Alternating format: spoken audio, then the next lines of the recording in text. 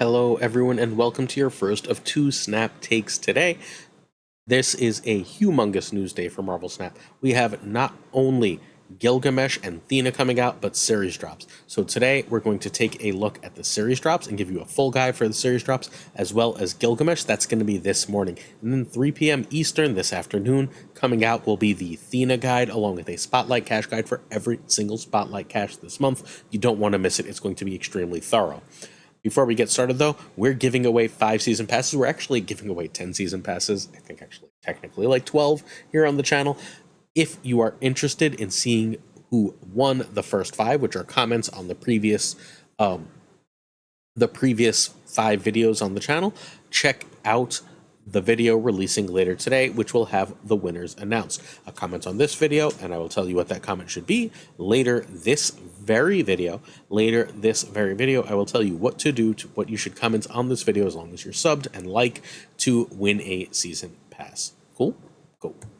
All right, so as always, we have a deck for you. We never leave you without a brand new deck. This is Comey's Black Knight deck. Comey's is a name you might recognize. He's an Italian player. He won the World Championships of Marvel Snap, and he has this brand new Black Knight deck. It is a Black Knight Blink deck, and it does not look like many of these decks often do. Now, I think what's really cool here, or what's really interesting here, I don't know if it's cool. Cool might be the wrong word. What's really interesting here is that this is really using Blade, Ghost Rider, and Lady Sif entirely for Infinite. You can, I guess, if without Black Knight, do a Lady Sif or a Blade for a Vision or Claw and Ghost Rider it back to just get that extra cheap card. But that is not like the gist of this deck. The gist of this deck is saying, I'm going to do some shenanigans to get myself a cheap Infinite, and then I'm going to use Valentina and US Agent to sort of, Valentina's card and US Agent to sort of just win the game, and Claw to win the game in addition. So you can find Comey's at twitter.com/Comey's01. US Agent would have to be like Shadow King for this list. I think that's way worse. I think US Agent is absolutely stellar here. I've got to do a full, like, coming up in the next week or so, I'm going to do a full new Series 5 guide, because I feel like with the series drops and all the new cards coming out, it's about time for us to do a new Series 4 and 5 cards guide, so expect that to come relatively soon, but US Agent will be higher than many people would think, I believe. Valentina can be cable for this list. Valentina is great, though. I don't know if I would play this without Valentina. Valentina is one of the reasons to run Luke Cage. It's really powerful here. Red Guardian can be Rogue or Mobius. Red Guardian is not as all important, and Blink and Black Knight are both needed. So, also, I guess without Valentina, you're probably running like, whatchamacallit? What's the name of that card?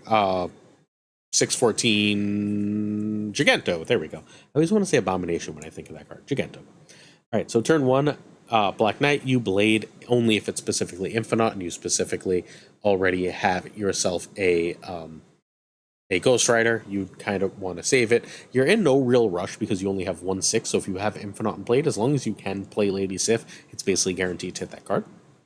Turn 2 is Valentina is better than one of your turn 1 plays as a general rule.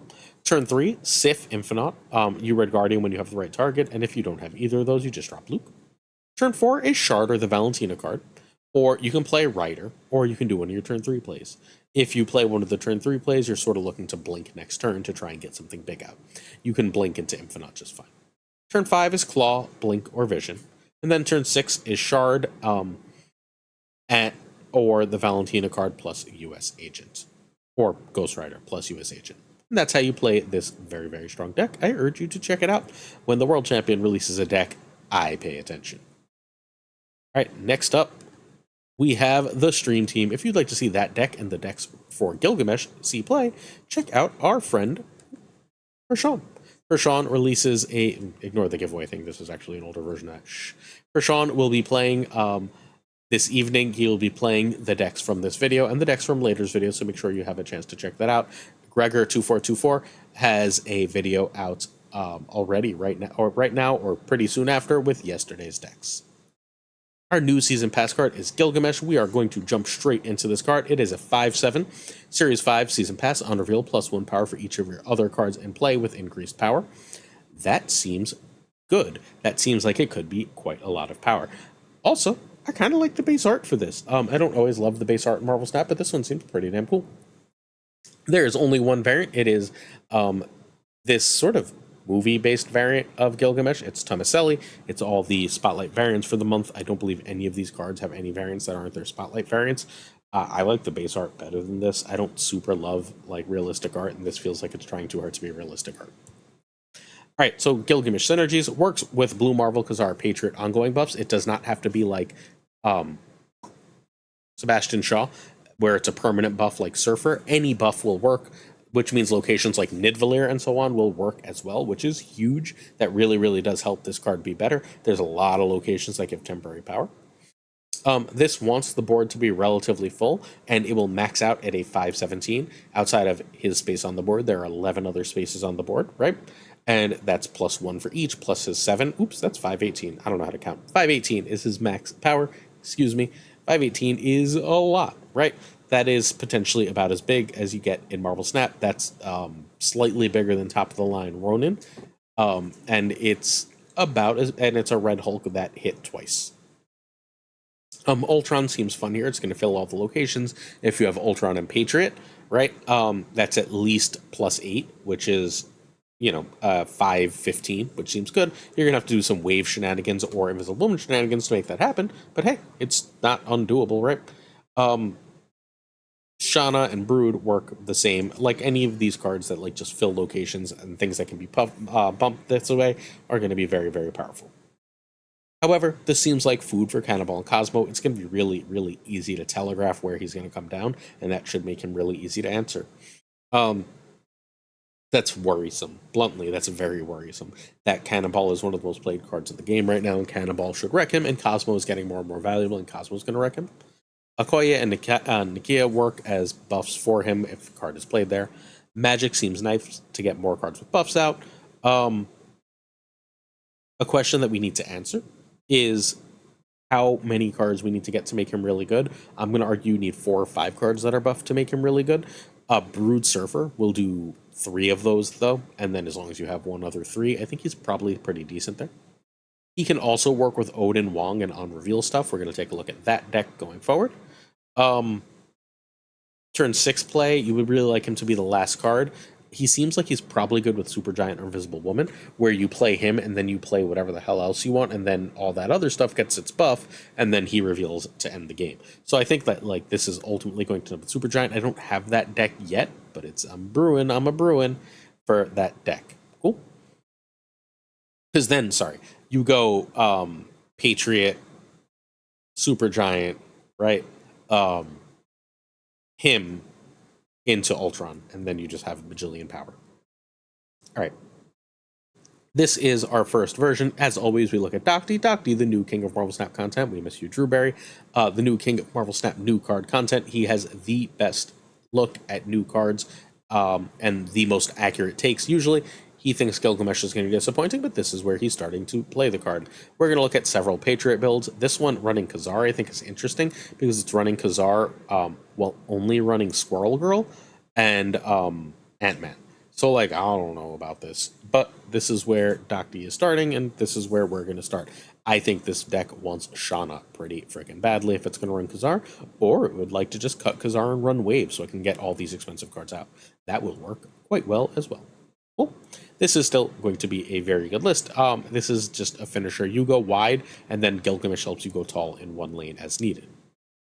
Our friend Obelisk streams. You can check him out at OB3Lisk. Has a Super Zoo. This is, I know it's running Fastos, and Fastos isn't out for a few weeks, but I think Fastos would be really cool here. You don't need Fastos for this list. What's important here is the Shauna, Squirrel Girl, Khazar, Blue Marvel thing. Again, try Wave. I think Wave would be really solid here as a way to cheat out that Blue Marvel and then still be able to sort of fill the board. Dazzler's as a 2/8, Fastos is like a 5/15, 5/13. Ant-Man's going to buff itself, which is pretty damn nice. The Squirrels, everything here seems really good. Mystique copying Dazzler seems kind of hilarious. It's just an extra way to get an extra couple of power if you need to Gilgamesh early.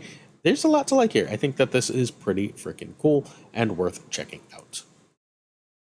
Next up, we have our friend Den.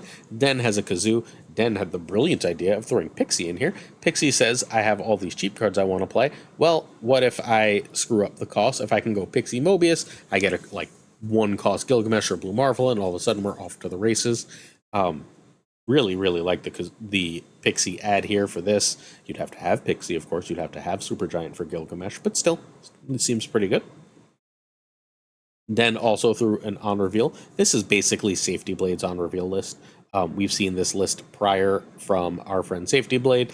This is the what does he call this? The One Piece version, where it's basically saying I can go Wong, White Tiger, Odin and get a bajillion power, but I can also go Namora for a bunch of power all over the board. And if you do the Namora thing and you can like steal a lane, like Professor X lane, for example, dropping a Gilgamesh on that Wong seems like it's going to be a frick ton of power, especially if you've Ironhearted. And then you just, you have a real shot at winning the Wong lane as well as the other lanes. It seems pretty good. Is this better than Black Panther in this? I don't know. Feels a lot like Black Panther in this list, right? It feels like it's doing much of the same thing Black Panther would, but other than that, it's at least an interesting way to go about the deck. All right. Next up, we have a Silver Surfer list. I like this list. I think Gilgamesh as a 4 after Surfer, you go Surfer Gilgamesh, is pretty damn good.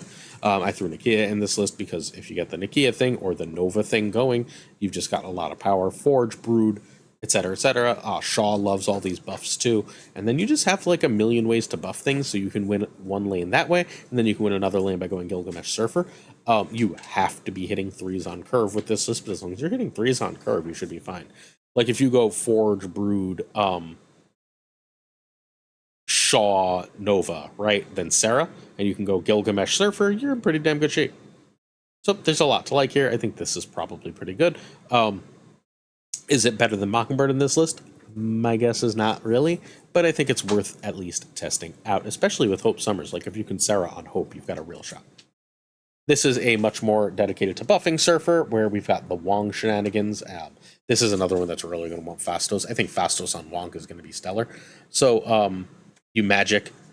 This is built off the old Gregor Toxic Surfer list. It basically says, let's do Fastos Gilgamesh nonsense instead of the Toxic nonsense, which is probably pretty damn good. You again have Ironheart and Surfer for your buffs here, which is plenty, especially with Absorbing Men. Fastos also offers buffs for Gilgamesh. Everything gets cheaper. You should be able to go kind of off with this. This is the list I'm most looking forward to trying, although this one actually does need Fastos, and thus I will have to wait for it. Next up, we have Yowadi MJ's. This is based on his old Patriot list. Fundamentally, this is like the list to start with tomorrow, as far as I'm concerned. So you've got Invisible Woman to hide Gilgamesh behind, right? You can Ultron, you can Patriot, you can Surfer to get all the buffs you need. Iron Lad and Blue Marvel and everything else. You've just got a million ways to get buffs. I think this list might end up being meta. If Gilgamesh is good, I'm going to call it now. This is where Gilgamesh is good. This list is going to be silly powerful. I think this is where I'm looking to start. Finally, we have Ank's old Zoo Sasquatch deck. Ankh hasn't released a new card video yet, but I assume Ankh is going to because he always does. So this is Ank's Sasquatch list, which means it's going to spend a turn getting a whole bunch of crap out so I can Sasquatch earlier. If you Black Swan even on 3 and play a bunch of 1s, right? Then you go Blue Marvel and Sasquatch with those 1s. You can literally play 5 1s, make a Sasquatch super cheap or free, or Khazar and a bunch of and Sasquatch, and then you drop Gilgamesh. You should probably win that game of Marvel Snap. Or at least that's my working theory. I think this list is also very cool. I don't think this is going to work, to be perfectly honest, because it requires too much to happen on curve. But if any of that stuff does happen on curve, this list is going to be really, really good. So I think the Yowadi MJ beast list is where I'm planning on starting, but I think ultimately Gilgamesh is solid at the very least. Oops, I guess we have one more. This is basically, we have 2 more. Ooh, excuse me. I wanted to try and get to 10. This is another one that's trying to run, this was a Sasquatch deck, and I basically pulled Sasquatch for Gilgamesh. It should be relatively easy to make Gilgamesh a 5/10 with this list. You go basically like Squirrel Girl, right? Or Shauna, and then you can drop Khazar. And then you should get a free Mockingbird out of this, and so on and so forth. And like, if you can get any sort of pumps here, it should be easy to get an extra cheap Scar. And even if Scar is only a 4/11, you're pretty happy to have a 4/11 to end the game. If you can get a buff going, and you can go Squirrel Girl, Cull Gilgamesh, and you can get both of those at 10. You have the 2-cost Scar with the cheap Mockingbird. Seems good. seems like it's probably pretty good. Gilgamesh is worse here than just Sasquatch, though. All right, finally, we have Sasquatch Loves Idiots. I now just make an Idiots deck for everything. I figured I've got Squirrel Girl and Mysterio. Patriot seems pretty good here, right? That lets me get out my Crossbones relatively easily. America Chavez is just an extra buff. That lets me get out my Crossbones extra easily, and that gives me my 10 power Gilgamesh. My 10 power Gilgamesh makes my Scar cheaper, and all of those things are pretty good. Seems reasonable, right? If I go, for example, Mysterio into Sasquatch, into, I don't know, Patriot and Mockingbird, right? And then I've got turn 5 to play Gilgamesh, and then I've got a 2-cost Scar. Seems like it's likely to win. All right, final thoughts. Gilgamesh probably isn't amazing, but it doesn't need a lot to be a 5/10 to 5/12, which is pretty good if it can come out consistently on turn 5. When it has to come out in turn 6, it's a more dangerous card for Cannonball. He likely has a home in Patriot decks and is worth considering whenever Blue Marvel or Khazar are in the deck. Are you playing a lot of Blue Marvel and Khazar? Probably not, but it could make those old Zoo decks meta, and I think Patriot is at least likely to be very good. If we get a Professor X or Cannonball nerf later in the day, and I don't know if that's happening or not, but it wouldn't shock me if we not nerf Professor X or Cannonball, this would be a significantly better card. I think Cannonball is its biggest problem. The Season Pass card is, however, basically always worth it since last August, with the exception of Black Swan. Every single Season Pass card has been at least very good. We went Loki, Elsa, Ms. Marvel, Shaw, and Shaw's not great, but is definitely in every Surfer deck. Scar, definitely worth it. Swan, the mistake. Hope, and then Zemo, which made a whole new archetype, which is at least very good. And then Blink, like everyone but Swan, has been worth it. Like, I think that means that this card is likely better than we think. Plus, it's an extra 1,500 gold and 4 extra variants, and it's 1 less Series 5 to get later. So if you bought 1 premium mystery pack, that's 1 variant and like 1,000 credits for $10. The Season Pass is a Series 5 card, 1,500 gold, 4 extra variants. It's just so worth it. The Season Pass is ridiculously worth it. I think you should get it. I think Gilgamesh is going to be middling as far as Season Pass cards go, but I would not be shocked if, like, anything that gets really big, Marvel Snap is a stats-based game, anything that gets really big eventually has a home. All right, we'd usually look at the other new card now, but today's a huge day with series drops and a patch, and so the Thena video will be live right around 3 p.m. Eastern, I think exactly at 3 p.m. Eastern. So let's instead take a look at the series drops. We're going to start with the 4-3 cards and then the 5-4 cards. We're going to do advice and a new deck for each, and this is the overview. So going from Series 5 to Series 4 are Jean Grey, the Living Tribunal, Hercules, Selene, Gladiator, Nebula, and Silk. Going from Series 4 to Series 3 are Martyr, Silver Samurai, Howard, Mirage, and Echo. The first card we're going to talk about is Martyr. Martyr is a 1/5. At the end of the game, this moves to a location that loses you the game if possible. So this is very rarely played. It's occasionally in a Zoo or Professor X deck, particularly Zoo decks that run Black Swan that can fill the board. But the downside is legitimately terrifying, so most people don't bother with it. It is decent power, and I think it might find a home now that it's in Series 3, but this has been played so little that you don't probably really care that it's dropping.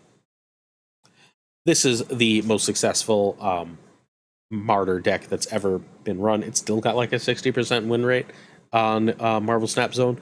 Even after all this time, Phil Woodward made a bajillion ranks with this Zoo deck that basically goes, I play Bishop, or I play Khazar, then I play Black Swan, I play all my ones for free, Strong Guy and Hit Monkey, and then they're huge and everything is full and Martyr can't move, and I win. And even if they cannonball you at that point, whatever.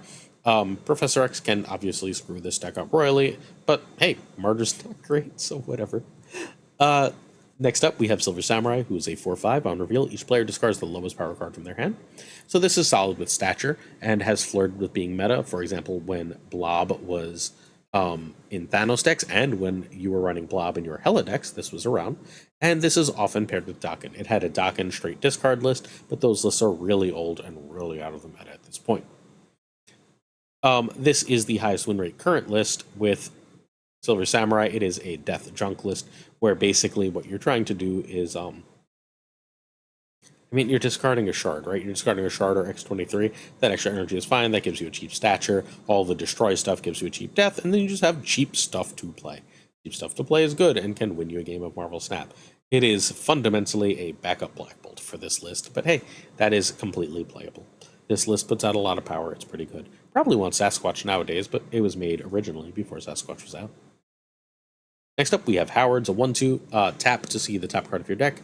This is a pure ass meme card, so this will occasionally see play in an ongoing deck, and it can be fun with Iron Ladder Jubilee. But like Howard is very, very fun and very, very funny, but not good. So the only Howard deck I've liked in the past like 5 months outside of ongoing stuff is Crazy had a do move deck, in which this card is basically telling you if you should play Iron Ladder or not. That's all it does here. You don't need it. It can totally be cut. But Crazy wanted, even though he was #1, Howard boosters. And it's not bad here. It's at least fun. It lets you like help decide whether you should play certain cards or not. Like replace it with Daredevil and the deck doesn't get worse. Next up, we have Mirage. Going from Series 4 to Series 3, we only have 2 more. 2/2 on reveal, copy the lowest cost card in your opponent's hand into your hand, give it +2 power. This used to be in Loki decks, but it's straight up worse than Cable, and Loki decks don't have all the space in the world, so they just run Cable instead of Mirage. Turns out copying but not stealing isn't really that great, nor is it 2/4. I remain unconvinced this is actually a better card than Sentinel, which is like a Series 2 card. But whatever, it's in Series 3, so you'll be able to get it for free sooner or later. Crazy, at some point, was playing both Mirage and Cable. Again, Crazy plays a lot of weird cards just because he's very good and I think likes to challenge himself. But Mirage in a mill deck can also let you know what you're likely to Zemo if you really know the meta, what you're more or less likely to Gladiator if you really know the meta, so it does have that extra value. I don't know. Again, I think this list is better with like a White Widow in that spot, or even just going with a Mobius, but it is a viable way to play this list. Finally, this is the only card that I actually care about going from Series 4 to Series 3. I guess I sort of care about Martyr. I'm like a bigger Martyr fan than most. But Echo is 1/2. After your opponent plays an ongoing card here, remove its abilities. So I think this belongs in way more decks, especially as Professor X is the scourge of the meta. Just playing this and saying good luck is really powerful. It's also seemingly invisible. It doesn't have any animation until it takes effect, so people just drop ongoings on it all the freaking time. It's in and out of the meta, but it's probably the best card dropping from 4 to 3. And again, if you're sick of Professor X, it's much easier to cover Professor X in 2 lanes than 3, and Echo in 1 lane means you don't have to worry about Professor X there, which is really good. It is in the basic One Piece, which is Safety Blade's deck. This is the One Piece starter guide. Dr. Doom can be either Wolfbane or Sage. I think that's a slightly better version of it, but this is the basic gist of the deck either way. It does the Wong White Tiger thing, the Nomura pumping your whole board thing, then filling it as necessary. Echo is here partially as protection from Cosmo, partially just as an obnoxious thing that says you're not Professor Xing me. It's not bad here. I think Safety is the biggest Echo fan in the world, but Echo is the card to target here, although honest to God, it's what I would claim with my free Series 3. Don't do anything special to get these cards, you will just get them over time. Alright, going from Series 5 to Series 4 is Jean Grey, the very first card in Spotlight Caches. 3/4. Ongoing, players must play their first card each turn if possible. This card is occasionally very frustrating for the meta. It is the key to beating Hela decks, so if you are sick of Hela, run this, run Cosmo, put them both in 1 lane, and laugh.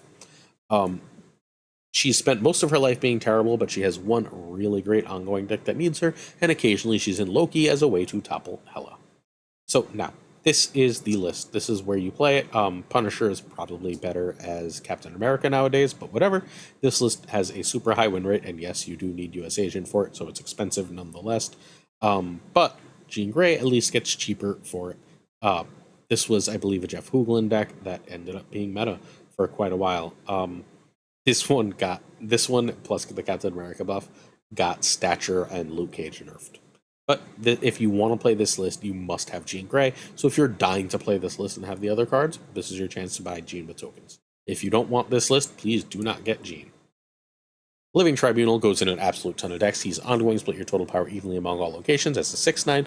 There is no other card that does what he does. His combo is largely Iron Man and Onslaught, but occasionally he shows up in decks that just do a bunch of big stuff, like the old Blob or the Human Torch. If you want to play certain types of ongoing decks, you absolutely need him. He is probably the single most required card for his decks that, like, where they're actually meta or ever matter. This is a Hela Tribunal list. This is basically trying to go Invisible Woman into Modok into Hela, and then like because Hela sometimes throws all your power in one lane and you would lose that way, well, problem solved because you can Tribunal and split all that power evenly. And that's how you win with this list. This list maintains a really high win rate. This version runs Blink. You don't need Blink, but I think Blink is really good because Blink Electro is very powerful. Very strong list. And yeah, you need Tribunal, right? Like you need Tribunal for this, you need Tribunal for all the ongoing lists that we've seen around for months at this point. Going from Series 5 to Series 4, it's Hercules. He's a 4/7. The first time another card moves here each turn, move it to another location. He is terrible. He is moving down because he's terrible. And this way, you are more likely to get a Series 4 than a Series 5 from your random card. And now you're more likely to get Hercules. Lucky you. This needs to cost 3 or work on all cards. If it did either, it might be good. As of now, it is not good. I want him to be good. I love Hercules, the character, but oof. He's in Spotlights on July 2nd with Arishem and Black Swan. So if you do want him, and you also happen to want Arishem, and I think everyone kind of wants Arishem, just wait patiently, please. Ragged's top 4 move. Ragged played in an old tournament and got top 4 with this move deck where Hercules was part of the list, basically as a way to make a huge Human Torture dagger with less work. It's fine here. It's just a fine card. It's like not really worth it. Again, I don't know what to say except you probably shouldn't be playing this card. All right, Selene, speaking of terrible cards, 1/2 on reveal, affect the lowest power card in each player's hand with -3 power. This is occasionally useful. Good is probably too strong with Goblins or Hood, especially in Galactus. But like, don't bother. There's better Galactus decks that don't bother with Selene because Selene is a bad card. This is King Venom's Galactus Junk. This is the most successful version of it. In a Professor X meta, this list is insanely risky. But if you hit a Hood or a Hobgoblin or a Green Goblin with that Selene, you're more likely to get your Galactus off, and that's what this list really cares about. So it's fine here. Again, meh. Next up, we have the Gladiator. Gladiator is a 3/8 on reveal. Add a card for your opponent's deck to their side of location. If it has less power, destroy it. So this is not great in a Hela meta, but if Hela is not meta and the meta is not humongous, this is a very good card. It's the biggest natural 3 in the game that doesn't need any extra work. He's been power crept out of the meta a little bit by Nocturne and Red Guardian, which are both better general 3s. Gladiator used to be the general 3 to run. Nocturne and Red Guardian are good enough that it no longer is. It is still, however, a broadly useful card, and it's an absolute must. Like, you have to have this card if you want. If you have Zemo and want to play Mill, you have to have Gladiator. This is like the most generally good card dropping. However, it's coming out June 18th with Makari and X-23. I personally am going to tell you this to spoil later's video. I think Makari is going to be fucking terrible, but if you need X-23, wait patiently, and then you will get this card in a couple weeks. The most successful list, and the coolest list, I think, with this card, this is an expensive one, though, is W Scam. A lot of these cards are required, but W is brilliant, and this is a great scam list. Gladiator's really good in this list. He's just he's here as a ton of stats to let you Professor X more easily, and hey, he's pretty damn good at that. Note how he's the only 3 in the list. He could easily be replaced by Nocturne or Red Guardian. All right, finally, we have Nebula. I believe Nebula is the last one. Oh, no, Nebula is not the last one. We have 2 more. Nebula is a 1/1 former Season Pass card. Each turn, your opponent doesn't play a card here, +2 power, except the turn you play this. This is one of the best ones in the game. Its hidden power is control of where opponent plays. You can sort of force opponents to play in a lane, and then you can do all sorts of things by controlling other things. It's really good with like White Widow or Lizard, where they have to choose which of the cards they're going to play in unless they're a really go wide deck. She's a generally great card and one you should definitely own, but she is in Spotlights on July 9th with Hydra Bob and Galactus, and that's next season, so we're not going to do a review of that, but I think Hydra Bob is going to be a must-have card, so if you want Nebula, please do yourself a favor and just wait until then. Don't spend tokens. Alright, this is a good cards blink deck. This is the Ika version of the list. It runs Nebula because it runs White Widow. You can run it without Widow just fine, but if you have Nebula, this is a great list. It basically says, I can cheat out big things with blink, I can turn off your power. Everyone thought this list died when Leech left. It's not as good as it was, but it's still a great list and perfectly playable. The last card we're going to talk about here today is Silk. Silk is Series 5 to Series 4, 2/5. After any card is played here, this moves to another location. This is a move NC5 deck staple, and it goes nowhere else, but it is great in those 2 lists. I like Silk. I'm a big Silk fan. Silk is part of the old Silky Smooth deck, which was one of my favorite decks.